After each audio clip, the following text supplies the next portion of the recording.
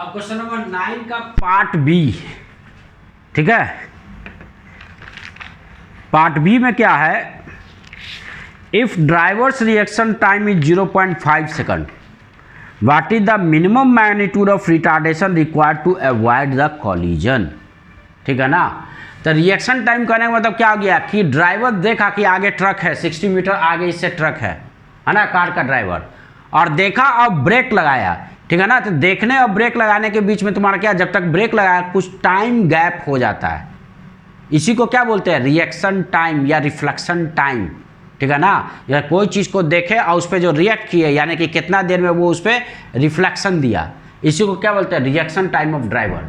तो ड्राइवर का reaction time 0.5 second है। इसका कहने का मतलब ये हो गया कि वो आगे ट्रक 60 मीटर आगे देखेगा, वो ब्रेक 0.5 सेकंड के बाद लगा पाएगा, है ना। देखते ही इमीडिएट ब्रेक नहीं लगा पाएगा, इतना वो फास्ट नहीं है कि देखा तुरंत इमीडिएट ब्रेक लगा देगा, नहीं। उसके बीच में तुम्हारा क्या, देखा और ब्रेक लगाने में जब तक उसका आँख देखा, उसको दिमाग तुम्हारा क्या हो गया, उसको जब तक कि कुछ इंस्ट्रक्शन दिया तब तक उसके पैर को, और उसको ब्रेक लगाने में यानी कि एक्ट करने में उसे 0.5 सेकंड का टाइम लगता है। यानी कि तब तक कार क्या होगा, उसी स्पीड से 30 मीटर पर सेकंड से मूव करता रहेगा।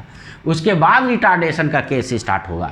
तो यहाँ पे हम लोग ये ले लेते हैं कि टी क्या है, लेट टी इक्वल टू हो गया time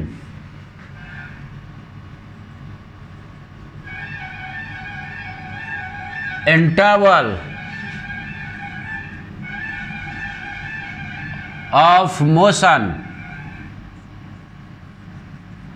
after applying brake, brake लगाने के बाद का वो टाइम इंटरवल है, ठीक है। तो देखो तो पोजीशन ऑफ कार क्या हो जाएगा, the position of car eight time T पे।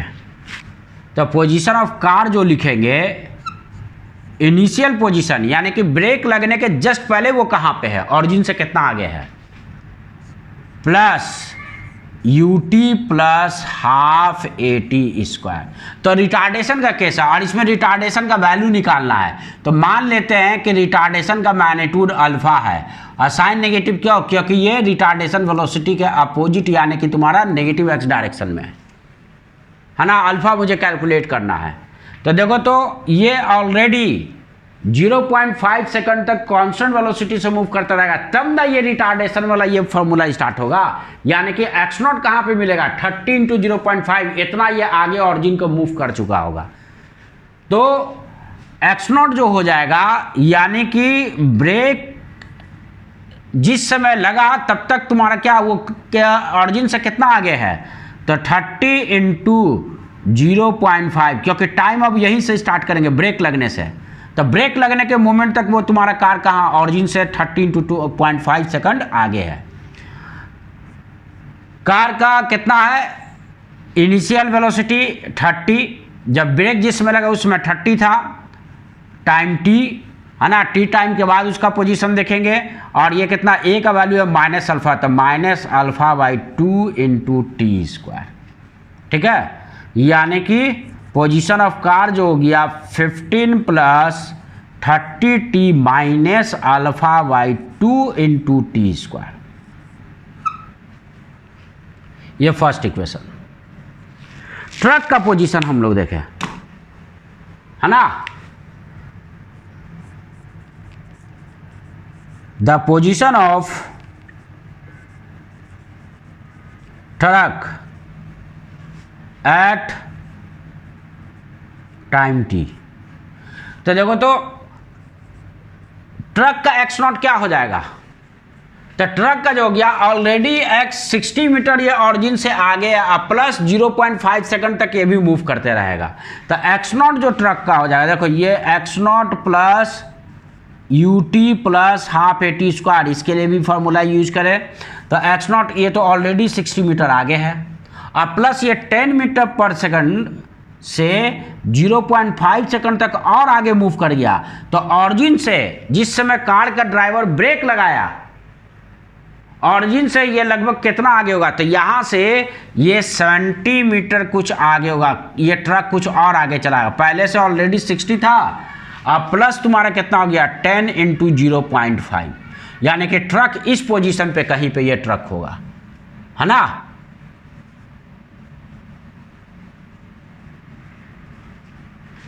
ये हो गया इनिशियल पोजीशन। और ट्रक का तुम्हारा वेलोसिटी कितना है 10 मीटर पर सेकंड उस समय। और ट्रक तो कांस्टेंट एक्सेलरेशन, ट्रक का एक्सेलरेशन क्या है 0, क्योंकि वो तो कांस्टेंट वेलोसिटी से ही जा रहा है, तो ये वाला टर्म 0 हो गया। तो 60 + 10 ये तुम्हारा कितना हो गया, सॉरी 60 × 5 ये 65 हो गया, 10 × 5 5 और 60 यानी कि 65, है ना।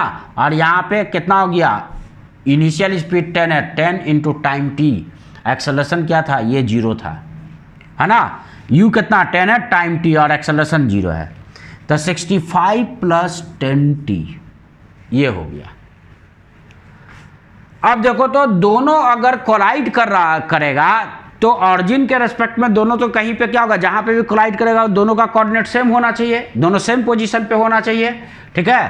तो at the time of collision,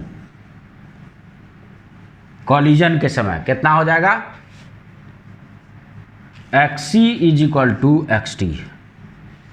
तो दिस इम्प्लाइज डैट कितना, यहां से कार का पोजीशन है 15 + 30t - α/2t², और ट्रक का पोजीशन कितना है 65 + 10t।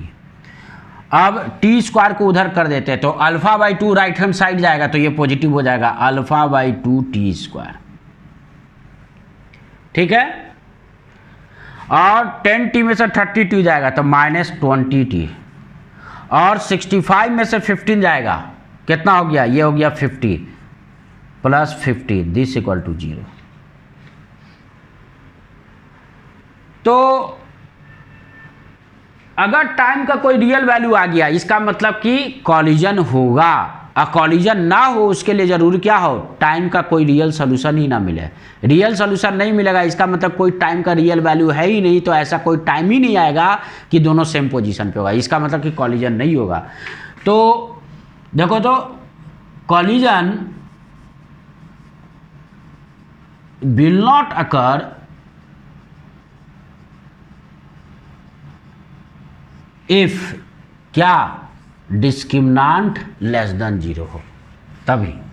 तो डिस्क्रिमिनांट तुम्हारा कितना है, तो b² - 4ac, ये ना डिस्क्रिमिनांट लिखते हैं b² - 4ac, तो यानी कि -20 का स्क्वायर -4, a कितना है α/2, और c कितना है 50, ये क्या हो <0, ठीक है। इसका मतलब ये हो गया कि इधर 400 इज लेस देन, बाकी टर्म को उधर कर दे, तो ये क्या हो गया 100 अल्फा, इसका मतलब अल्फा जो है वो ग्रेटर देन 4 मीटर पर सेकंड स्क्वायर, यानी कि अगर रिटार्डेशन मेरा 4 मीटर पर सेकंड स्क्वायर से ज़्यादा का अगर रिटार्डेशन होगा तो कॉलिजन नहीं होगा, यानी कि मिनिमम वैल्यू क्या होगा, दज द मिनिमम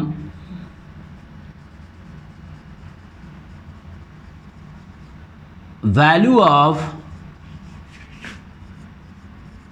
रिटार्डेशन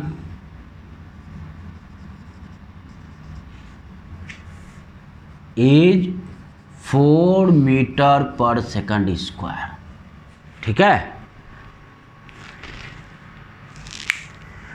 तो आज के लिए इतना ही, बाकी इस पे और क्वेश्चन देखेंगे वो नेक्स्ट लेक्चर में, ठीक है।